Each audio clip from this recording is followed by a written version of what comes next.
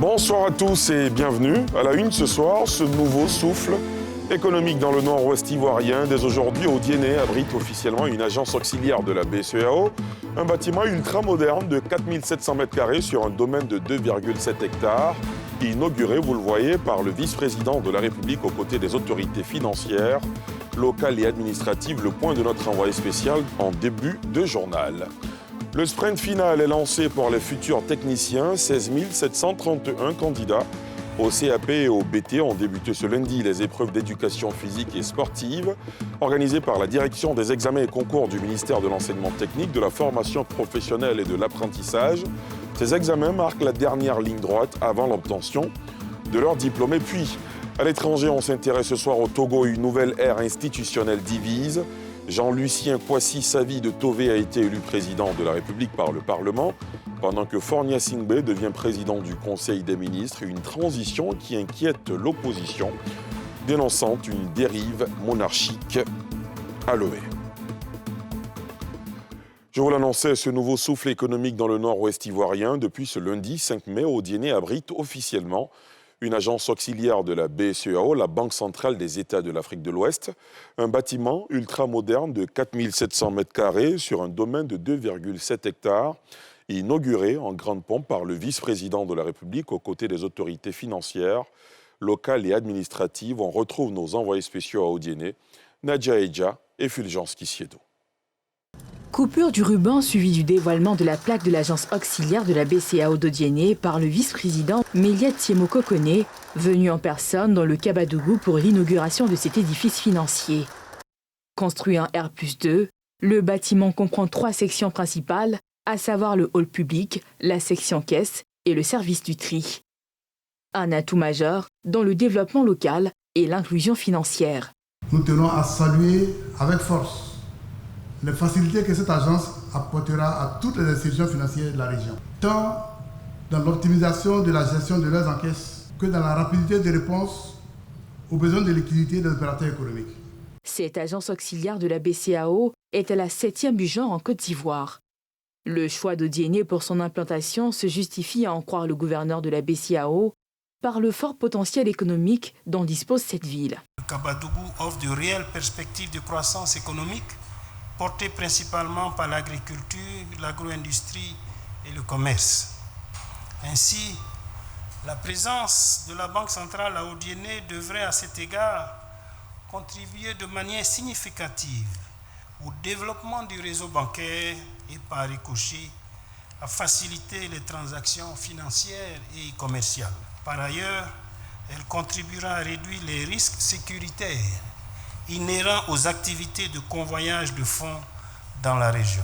Pour la Côte d'Ivoire, qui affiche une croissance économique moyenne de 7% par an depuis plus d'une décennie, cette agence vient renforcer les acquis et les efforts du gouvernement en matière d'inclusion financière. Période 2019-2024, le budget alloué à cette stratégie s'est élevé à 31,5 milliards de francs CFA. Les actions menées ont permis notamment de renforcer l'inclusion financière et l'autonomisation des femmes, d'accroître l'accès des populations vulnérables aux services financiers, d'étendre les services de la Banque du Trésor avec l'élargissement du réseau de guichets automatiques de banque, de favoriser le financement des acteurs du secteur du commerce, de promouvoir l'épargne et le crédit en milieu rural et enfin de faire bénéficier aux agriculteurs une formation en éducation financière. La construction de cette agence s'inscrit dans un vaste programme d'extension du réseau des agences de la BCEAO. L'inauguration de l'agence d'Odiéné intervient après celle de Saint-Louis au Sénégal, Kayes au Mali et Bobo-Dioulasso au Burkina Faso.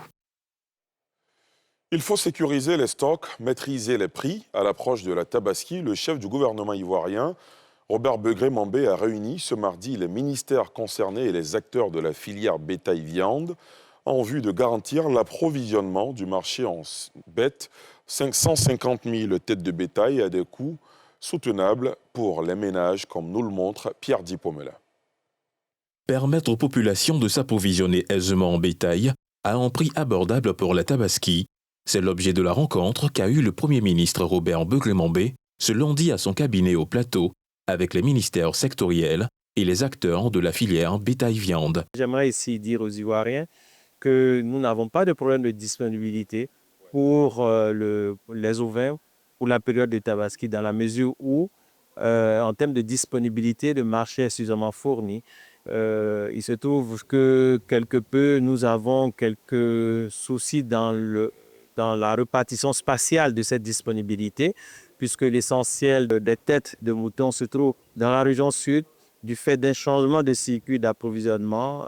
Vous comprenez très bien du fait aussi des perturbations des réseaux d'approvisionnement. Ce changement du circuit d'approvisionnement s'explique par des contraintes sécuritaires. Le bétail auparavant acheminé depuis le Mali et le Burkina Faso emprunte désormais un long détour par le Bénin, le Togo et le Ghana, avec un risque d'impact sur les prix. Cependant, pour le chef du gouvernement, cela ne doit pas se répercuter sur le panier du consommateur. Il a donc donné des instructions fermes pour explorer, dans les plus brefs délais, toutes les alternatives afin de stabiliser le marché ivoirien. Le Premier ministre a également souligné la nécessité de porter un regard sur certaines taxes locales qui contribuent également au renchérissement du coût du bétail. Le marché se régule par l'offre et la demande. S'il y a de la disponibilité, bien sûr, le coût ne sera pas un sujet de problème. Donc aujourd'hui, aussi bien les taxes probables qui pourraient survenir ont été adressées à l'effet que le consommateur ne ressente pas une augmentation dans son assiette au moment de l'achat de la viande ovine. Cet engagement du gouvernement a été salué par les acteurs du secteur. Le Premier ministre a réglé tout le problème parce qu'il a dit qu'il ne veut plus voir, entendre qu'il y a des taxes qu'on paye quelque part. Et notre inquiétude, c'était ce côté. Et puis ensuite, il a dit que c'est le ministre qui est le garant. Nous, les acteurs, on doit se retrouver pour échanger, mettre un système en place pour l'intérêt des populations ivoiriennes. Ce sont près de 150 000 têtes de bétail qui sont attendues en termes de besoins par les populations. En attendant, tous les efforts sont conjugués pour garantir aux Ivoiriens une tabaski paisible, sans flamber des prix. Et on s'intéresse à cette nouvelle puissance entrée en service et qui sera bientôt inaugurée. Situé sur le fleuve Sassandra, le barrage hydroélectrique de Gribo-Popoli est désormais opérationnel d'un coût de 247 milliards de francs CFA et il injectera 112 mégawatts dans le réseau. Vendredi, le ministre de l'Énergie a validé la conformité des installations lors d'une visite de terrain. Le point avec Moussa Nikiema. Sur les rives du fleuve Sassandra, à quelques kilomètres de Soubré, une silhouette de béton et d'acier incarne aujourd'hui la puissance d'un rêve devenu réalité. Gribo-Popoli, le nouveau joyau hydroélectrique de la Côte d'Ivoire. Sur le site, le ministre des Mines, du Pétrole et de l'Énergie, Mamadou Sangafo Coulibaly, est en visite officielle. Objectif, constater de visu l'achèvement complet du chantier du barrage hydroélectrique. Je retourne satisfait parce que l'ouvrage a été rendu dans les délais. Je note que ces ouvrages ont été réalisés en considération du respect de l'environnement. La conduite de cet important projet énergétique a été assurée par Côte d'Ivoire Énergie. Depuis le lancement des travaux en 2021, la Société des énergies de Côte d'Ivoire a coordonné toutes les phases, des études techniques à la mise en eau, jusqu'à l'installation des 3 groupes de production. Il s'agit d'un aménagement constitué d'un barrage au fil de l'eau, d'un évacuateur de crues, d'une usine de production hydroélectrique, d'un canal de restitution, d'un poste et d'une ligne HTB de 225 kV. L'exécution du projet a atteint un taux d'achèvement de 100% en décembre 2024 et la réception définitive est programmée pour décembre 2025. Ces jalons, respectés malgré les aléas, et Dieu sait qu'il y en a eu, démontrent que la Côte d'Ivoire s'est conduit des travaux d'envergure avec discipline, maîtrise et résilience. 112 MW de puissance installée, 580 GWh par an, plus de 247 milliards de francs CFA d'investissement. Le barrage de Gribo-Popoli est un levier stratégique pensée pour renforcer la souveraineté énergétique nationale, selon Namori Sidibé. La visite du ministre a permis de valider la conformité finale des installations. De la mise en eau du réservoir au poste électrique 225 kV, tout a été achevé dans le respect des engagements. Le sprint final est lancé pour les futurs techniciens de Côte d'Ivoire. 16 731 candidats au CAP, le certificat d'aptitude professionnelle, et au BT, le brevet de technicien, ont débuté ce lundi les épreuves d'éducation physique et sportive. Ces examens marquent la dernière ligne droite avant l'obtention de leur diplôme. Moussani Kiema et Eric Kimon. Mohamed est élève en 3e année d'électronique. Aujourd'hui, il démarre les épreuves d'éducation physique et sportive des examens de fin d'année du ministère de l'enseignement technique, de l'enseignement professionnel et de l'apprentissage. Des épreuves qui concernent l'ensemble des élèves en fin de cycle. Les épreuves d'aujourd'hui vont concerner la gymnastique et l'athlétisme. Et donc, nous sommes venus leur passer un message d'encouragement pour qu'ils abordent cette période-là avec beaucoup de sérénité. On a à peu près 16 731 élèves. Cette période de fin d'année, c'est une période d'appréhension à cause des examens. Et nous voulons leur dire qu'en principe, les examens de fin d'année se préparent pendant 3 ans. Et s'ils ont été de bons élèves aujourd'hui, en principe, ils doivent aborder cette période avec beaucoup de sérénité. La gymnastique, il aura l'enchaînement imposé et l'enchaînement libre. Au niveau de l'athlétisme, il y a 3 activités parmi lesquelles il y aura un tirage au sort pour un seul choix. Donc les 3 activités, nous avons le saut en hauteur, nous avons la course de vitesse, 60 mètres pour les filles, 80 mètres pour les garçons, et nous avons le lancer de poids. Venus de différents établissements, les candidats affirment aborder ces vérifications avec sérénité. Tout se déroule bien jusqu'à présent parce que je crois qu'on vient de commencer. J'ai déjà fait le saut à hauteur, je dois faire la gymnastique maintenant. Ça va un peu parce que ce sont les choses qu'on fait dans le quotidien, donc nous sommes un peu habitués. Nous avons entamé des cours de prépa à l'école, bon, on s'est débrouillé avec ça juste ça, pour l'instant en tout cas. C'était bien, c'était vraiment bien. Quand je venais de la maison, je stressais, mais arrivé ici, je n'ai plus stressé. Je suis zen, ça va. Il y a la bosse, déjà mes dieux devant mes études. Organisées par la direction des examens et concours, ces épreuves marquent la fin de 3 années de formation pour ces candidats pour la session 2025.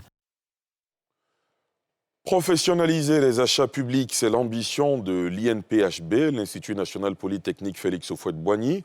Ce lundi, à Cocody, l'institution a lancé un tout nouveau master professionnel en commande publique, une formation ciblée pour répondre aux exigences de transparence et d'efficacité dans la gestion des marchés publics. Faltia Koulibaly et Chèque Bleu pour le reportage. La cérémonie de lancement de la rentrée académique du master professionnel en commande publique 2024-2025 s'est tenue en présence des étudiants inscrits à ce nouveau programme, des représentants d'institutions publiques, des partenaires techniques et des membres du corps enseignant. Cet événement a donné le top départ d'une formation de haut niveau portée par des expertises variées dans un environnement propice à l'échange et à l'excellence. Faire partie des premiers apprenants du master professionnel en commande publique est à la fois une fierté et une responsabilité pour mes promotionnaires et moi. Notre admission dans ce programme de formation est une fierté car elle est la traduction de notre volonté à participer à la gestion des marchés publics et projets de partenariat public-privé et ainsi contribuer activement au développement socio-économique de notre pays. Pour qu'une formation soit véritablement professionnelle, il faut un volume de connaissances théoriques qui est apporté par les enseignants de l'Institut national polytechnique Félix Houphouët-Boigny, mais surtout il faut un nombre d'enseignants qui viennent du secteur professionnel et ce parcours de formation regroupe en son sein plus de 50% d'enseignants qui viennent du secteur professionnel. Fruit d'un partenariat stratégique entre l'INPHB et l'ARCOP, ce master s'inscrit pleinement dans la mise en œuvre de la stratégie nationale visant à professionnaliser les différents acteurs impliqués dans la commande publique. Il s'agit d'une stratégie en fait qui est appliquée par les 8 pays de l'UEMOA parce qu'il s'agit d'une stratégie qui découle d'une décision, sinon d'une volonté communautaire. Et donc, au niveau des 8 pays de l'UEMOA, chaque pays, suivant la stratégie qui est adoptée, essaie de faire en sorte que les acteurs de la commande publique soient davantage professionnels. En se positionnant comme un acteur clé de la formation au métier de la commande publique, l'INPHB réaffirme sa volonté de contribuer activement au développement administratif et économique du pays. Dans l'actualité sanitaire, un point d'étape crucial pour l'universalité des soins, le ministre de la Santé a présenté ce lundi les résultats de la dernière phase de sensibilisation autour de la couverture maladie universelle, une initiative clé pour renforcer l'accès aux soins pour tous. Le ministre en charge de la Santé faisant le bilan à mi-parcours du déploiement de la CEMU, couverture maladie universelle sur l'ensemble du territoire national, ainsi que les mesures prises pour toucher toutes les couches socio-professionnelles, évaluées à 13 millions les personnes du secteur informel pour lesquelles des dispositions incitatives, telles que la gratuité pendant 4 mois, sont prévues. Nous savons que parmi les personnes enrôlées, on a les fonctionnaires qui sont prélevés à la source. Il y a les travailleurs du secteur privé qui sont prélevés et reversés via la CNPS à la CNAM. Il y a les planteurs qui sont pris en charge par les filières. Et puis, ceux qui sont dites des personnes indigentes, il y a un recensement qui a été fait par l'agence en charge donc, des statistiques et qui a permis à l'État de les prendre en charge à 100%. Donc tous ceux qui sont maintenant dans l'intervalle, pour nous, c'est ceux qui ne sont pas reconnus des établissements constitués ou qui sont des fonctionnaires et nous pensons qu'ils sont dans le secteur informel. Et c'est ce groupe-là que nous voulons prendre en charge. Et on dénombre aujourd'hui autour de 13 millions de personnes qui sont dans ce cas. Et donc c'est ceux-là que cette mesure va permettre d'enrôler, qui sont déjà enrôlés et qui vont pouvoir bénéficier des soins en attendant donc de s'acquitter via le mécanisme qui vient d'être mis en place. L'objectif est de couvrir 25 millions de personnes. À ce jour, 18 millions ont déjà souscrit à la CEMU. Le ministre a également indiqué que d'importants investissements ont été faits pour améliorer l'offre de soins dans les établissements sanitaires de premier contact, aussi bien dans les grandes agglomérations qu'en milieu rural. Objectif, assurer un accès équitable aux soins. Un rituel républicain s'installe dans la haute juridiction. La Cour de cassation a tenu sa toute première levée de couleur ce lundi à Cocody, en vue de cultiver la citoyenneté et l'attachement aux valeurs nationales dans l'univers judiciaire. Le témoignage de Faltia Coulibaly et Tanguy Conan. La cérémonie de montée des couleurs a eu lieu ce matin dans la Cour de cassation, en présence des présidents de chambre, des conseillers, des auditeurs, des greffiers et de diverses autres personnalités. Désormais organisée chaque premier lundi du mois, cette initiative s'ancre progressivement dans les habitudes de l'institution. La levée du drapeau est bien plus qu'un rituel protocolaire. Elle est une affirmation de notre souveraineté, une reconnaissance des principes fondamentaux qui guident notre action quotidienne. L'impartialité, l'indépendance et le respect des droits de tous. Cette démarche s'insère dans une politique de valorisation du civisme et de la citoyenneté impulsée par le ministère de la Promotion de la Jeunesse, de l'Insertion professionnelle et du Service civique. Par ce geste, nous réaffirmons solennellement notre dévouement à une justice exemplaire, à une république forte et à un avenir où les principes de droit resteront inébranlables. Reconnue pour son rôle central dans l'interprétation du droit et de la régulation judiciaire, la Cour de cassation s'engage ainsi à apporter les valeurs républicaines au cœur de son fonctionnement. Un nouveau guichet de proximité pour les résidents étrangers en Côte d'Ivoire. L'ONESI a inauguré un nouveau centre à Cocody dédié à l'établissement des cartes de résidents, un projet mené en partenariat public-privé pour désengorger les services existants. Salif Yanekwe, Joseph Zécré. Abidjan Cocody 2 Plateau, boulevard Latry. C'est au 3e étage de cet immeuble que l'ONESI a ouvert un nouveau centre. Il va accueillir tout demandeur de carte de résident, à l'instar de cet opérateur économique qui se soumet à toutes les formalités de ce nouveau bureau. Pour le directeur de l'ONESI, ce nouvel espace avec l'appui technique de VFS Global rentre dans le cadre des chantiers de modernisation de l'état civil entamés depuis quelques années. À travers ce partenariat que nous avons fait avec VFS, nous sommes en train de bénéficier de son expertise pour que nous puissions donner la meilleure expérience client à tous ceux qui arrivent dans nos centres. Comme vous le voyez ici, c'est un standard particulier et nous aspirons à ce que tous les centres de l'ONESI soient maintenant à ces normes, à ce standard. Le centre il est opéré totalement par l'ONESI. Nous travaillons sur les standards de VFS, mais nous sommes entièrement responsable de tout ce qui se passe dans le centre et les données sont uniquement logées dans les systèmes de l'ONESI. VFS n'a pas accès à ces données et VFS ne sait que nous donner le standard international pour qu'il y ait un meilleur accueil.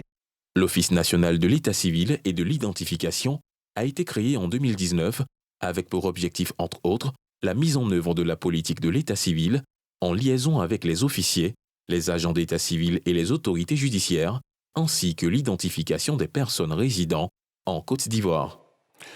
On termine ce journal à l'étranger où une nouvelle ère institutionnelle divise au Togo. Jean-Lucien Kouassi Savi de Tové a été élu président de la République par le Parlement pendant que Faure Gnassingbé devient président du Conseil des ministres, une transition qui inquiète l'opposition, dénonçant une dérive monarchique à Lomé. Les précisions de Salif Yalekwe.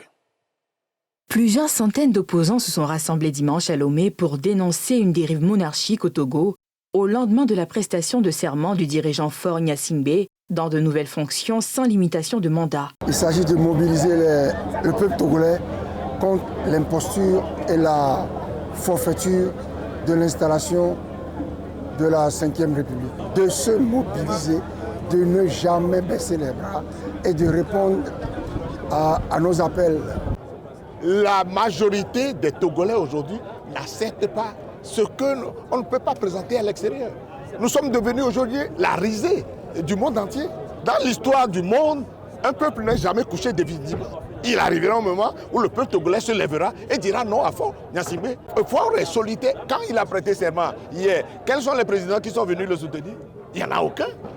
Il n'y a aucun président en exercice qui est venu assister à son folklore-là. Faure Gnassingbé, au pouvoir depuis 2005, a prêté serment samedi à Lomé comme président du Conseil des ministres, désormais la plus haute fonction du pouvoir exécutif après une réforme constitutionnelle.